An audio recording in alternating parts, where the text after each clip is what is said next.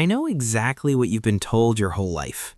You've been told that you're too sensitive, that you take things too personally, that you should toughen up, stop thinking so much, stop feeling so deeply.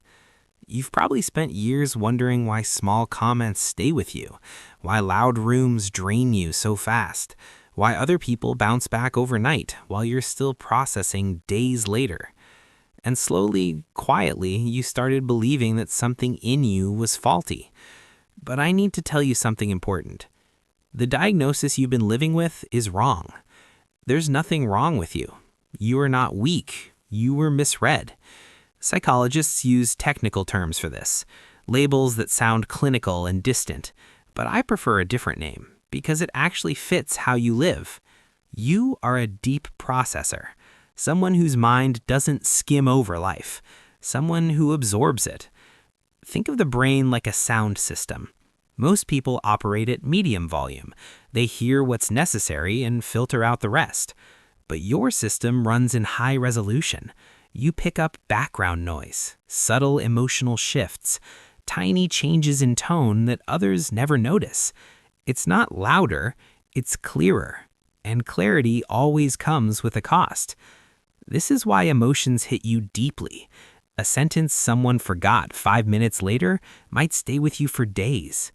But this is also why people feel understood around you, even when they can't explain why. This is why crowded places exhaust you. Lights feel harsh, noise feels invasive. But this is also why you notice details others miss. Patterns, risks, emotional undercurrents. This is why you replay conversations, why you think things through again and again.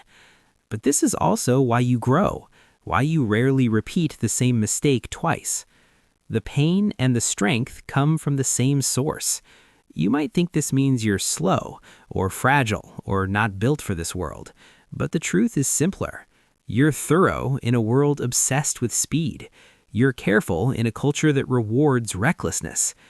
If this were a flaw, evolution would have erased it long ago. But it didn't, because every group needed someone like you. Someone who sensed danger early.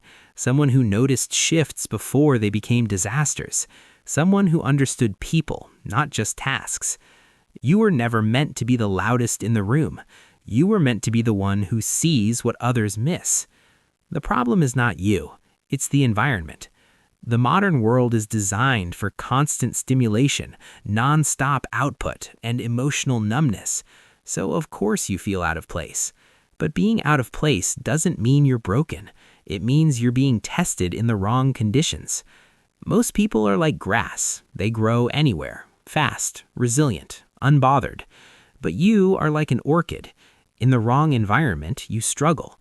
In the right one, you bloom in ways grass never could. Rare doesn't mean weak. It means specific. So stop trying to harden yourself. Stop forcing yourself to become someone you're not. You can't rewire your depth, and you shouldn't try. What you need is protection, better boundaries, quieter spaces, time to recover, not less sensitivity, better conditions. You don't have a defect, you have depth.